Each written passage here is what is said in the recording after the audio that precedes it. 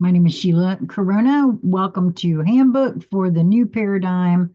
We are on volume 3, Becoming. And for those of you that are following along with me in the book, I'm on page 365. This is session number 44. Each and all are surrounded by the energy that focuses the awareness that each knows as him or herself. It is the consciousness that allows choices and observation of the self within those choices. The variation and the extent of this selection involves the variation and the extent that this selection involves varies with the willingness to confront the situations and circumstances that are present and to make decisions that encompass the range of greatest to the least effect upon the status quo each is experiencing. Okay, there must be something important about that. Or this begins during childhood.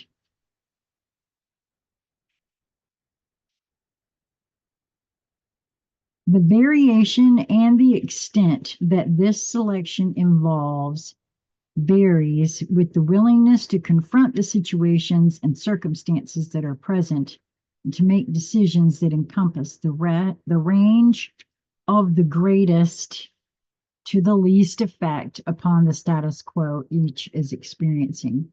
This begins during childhood. It is then that parents wield great influence through their approval or disapproval of the choices that each child makes. Until about the age of 12, parents are the, quote, gods of each child's life experience. The relationship established between the child and its parents influences the pattern of decision making that will be lived out during the rest of that lifetime. The child may decide to follow the pattern as set, or they may choose to use it as a guide for change. Again, it is the conscious awareness making a decisive choice that will influence the pattern of the life experience. The confidence or lack of it that is acquired during childhood influences the courage and adventurousness that each applies during the life experience. They are further influenced not only by the input of other interactions and experiences, but also by the genetic inclinations that are inherited through cellular memory passed on through previous experiences of prior generations. All of these influences are continuously interacting within the consciousness as well as those attachments that are made to objects, circumstances, situations, and relationships with others. All of this goes into the programming of the who and what we think we are. Not what we actually are, but what we think we are. As the ability grows to interact with more and more influences in what is deemed, quote, the modern world, with its global travel and global media exchanges, it is easily understood that life is anything but simple in this time and place. It is considered progress to find the awareness surrounded by complexity. If that is true, then mankind should be extremely content and experiencing both mental and spiritual evolvement. A few are able to, quote, put it all together, but certainly not a sufficient number to lift the conscious experience of the many.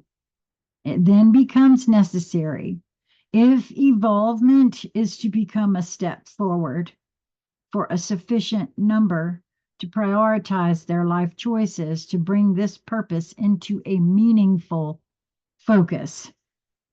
It has been the intent of these messages to assist in bringing the understanding of the necessity of doing just that in order that a shift in the planned future of mankind on this planet take place. It has been pointed out many times that it can only happen through the concerted efforts of enough individual humans by their own choice to do what is appropriate to cause this to happen. It must first begin within each individual self-awareness with the desire for it to happen on a planetary level. This is the foundation for all else to build upon. I guess that's why I've been so focused on getting to the bottom of my own programming, because it all starts right there. That's what I've felt for a very long time. If you are unable to see, sense, feel, understand that you are an accumulation, an amalgamation, a recipe concoction of every experience you have ever had in your life. That is what goes into programming who you think you are. And a lot of those things that you learned during that extensive programming makes an awful lot of assumptions that certain things are true. And so for me, these beliefs, these ingrained operating systems, because that's what they end up becoming, a person's standard operating procedures, right, is the code that was installed when you were young. And all the experiences had up to that, right? That's why, and that seems to be the thing where, for me, it has to start. You have to see that as a truth that helps to see everything else that's going on, for me anyway. So it must, that's why I'm going to read this again. It must first begin within each individual self-awareness with the desire for it to happen on a planetary level. This is the foundation for all else to build upon.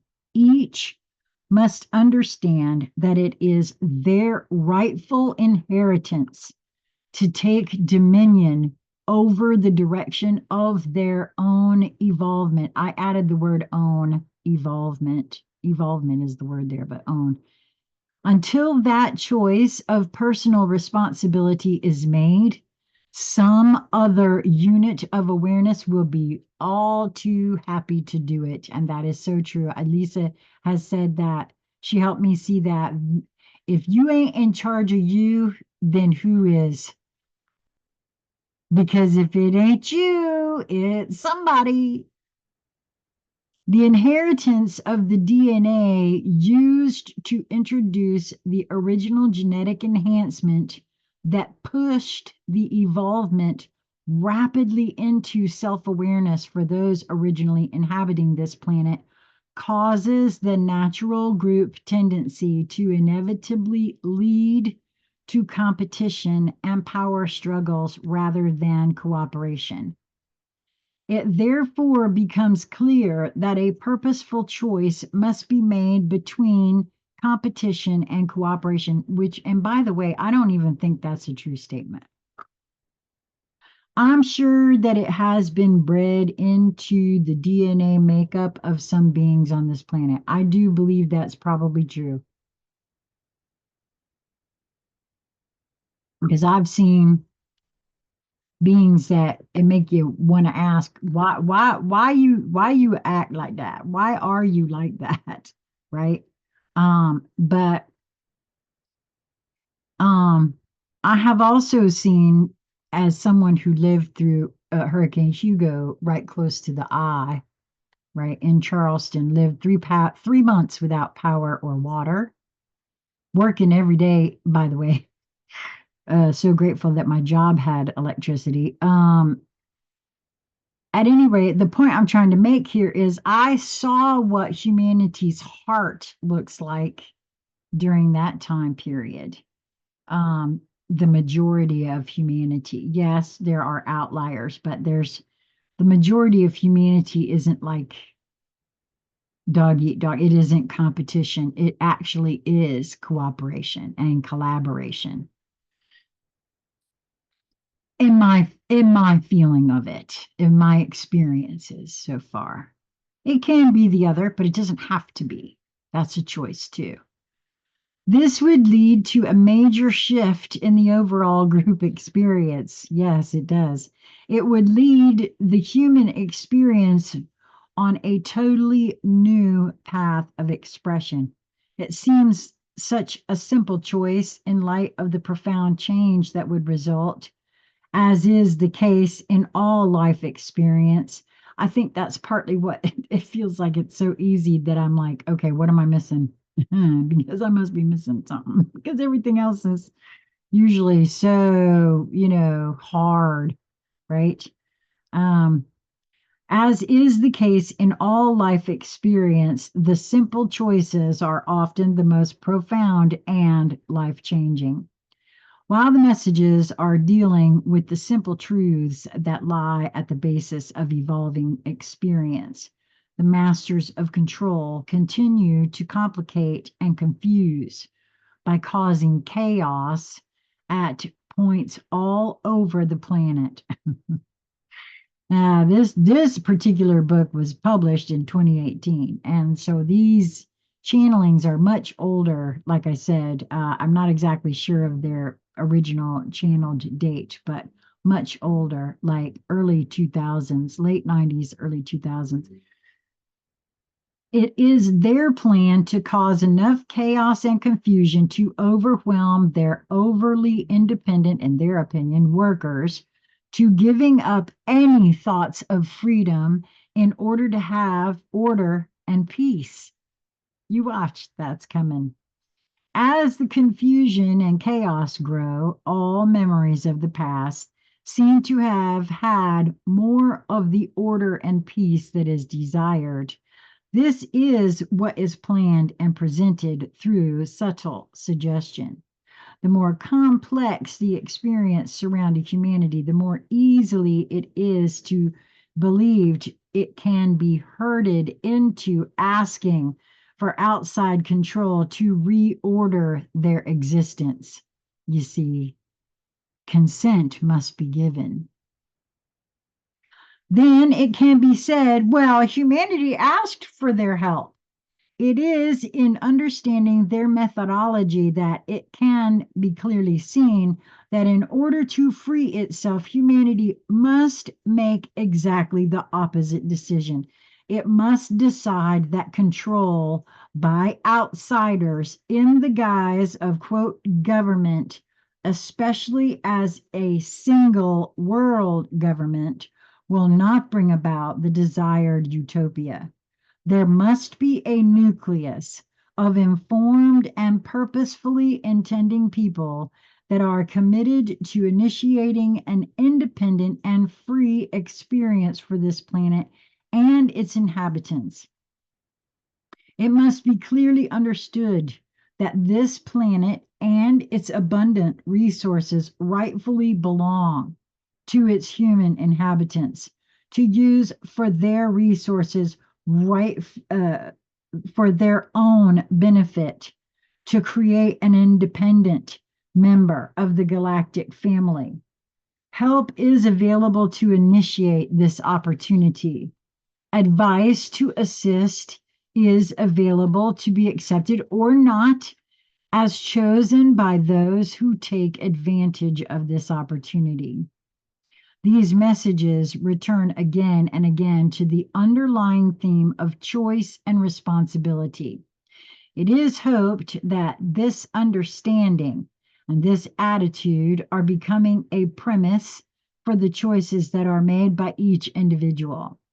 These individuals are now forming a growing nucleus of informed thought that is focused on the purposeful intent to claim the inheritance that belongs to the human population of this planet from this day forward in sequential timing. And right here is where, for some reason, I'm being shown Heather's work. Isn't that interesting? It is a part of this in some way. And I knew that when I first really started feeling into all of that back in 2017, I knew it was about more than what it purported to be about. And I still feel that way. It feels so big when I feel into it. And it presents as a huge portal when I feel into all of what was just said there. It can only be claimed by knowing it as truth and declaring it as the basis for every act of choice. Through purposefully desiring a new paradigm of experience with cooperation as its focus of empowerment, quote, for the highest and best good for all concerned, the energetic framework is put into place. And this is where I'm at for myself. That's how I'm holding all of it for myself. Very open. I want it for the highest and best good for all concerned, which is going to look like awfulness for some people. And they would say, how is that in the best and the highest for all concerned? I have to trust that it is. And I know that sounds counterintuitive, but that is what this is about. The pattern then begins filling in as the harmony of agreement corresponds with the action of the laws of the universe. The ripples of added conscious agreement continues to build as the messages reach more and more people and the pattern strengthens. As the quote ground crew continues in their committed focus, so also does the anticipation that fuels the purposeful intent. Help in various forms of interventional formats begin to assist. These will not create the new paradigm, but will stand forth to allow the new pattern to formulate. The term, quote, ground crew has never been meant to indicate that it is acting under the specific directions of outside help. It is meant to be understood that it is a cooperating group that is now receiving informational help to support them in completing the assignment that was agreed upon before incarnating in human bodies to assist in bringing this planet out of bondage and into the full opportunity to evolve. And I will pause right there to say that for me personally, I feel that is a true statement. I know that it doesn't matter what it looks like to the outside. If a being knows what they're here for or not, I think it all works together for the highest good of all concerned already. And I feel like that's so huge. These have taken on the human limitations of their earthly genetic parents' histories, but have brought with them strengths to blend into the mix of evolutionary advancements made by those humans that have evolved or have been abandoned on this planet. These ask for nothing but the commitment and cooperative help of all who will understand the opportunity that is being offered. Matters not what the reason is that each individual volunteers. All are necessary contributors to a worthy and vastly rich opportunity at the individual and planetary level that will ripple outward to an extent that is beyond imagination. It is hoped that once the dream is birthed within each imagination. It will take root and grow into an unshakable commitment that will fuel its purposeful focus through the chaos that is planned. This commitment will assist each to keep their equilibrium.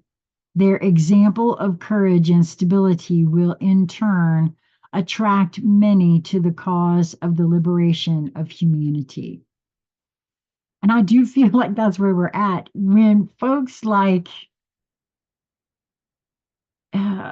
what we're seeing now with Tucker and other beings recognizing the whole spiritual battle essence of it. Now, if we could just get that languaging changed a little bit so that it would be that for the highest, and because it is, they're not wrong. They're absolutely not wrong. At the same time, uh, thoughts become things. So that was the end of a number 44. I'll be back with number 45 in just a moment. And wow, I can't unsee how this is really correlating with what I was given this morning to contemplate in my morning meditation. Um, until we meet again, I hope that you will all be well and continue to move towards that which brings you joy in each moment that presents itself to you. There's always more than one way to see a thing, look at a thing, go about a thing. And if we allow ourselves a little time in the heat of moments, we may find something that brings us a higher joy than even in the most horrifying of moments. Until we meet again.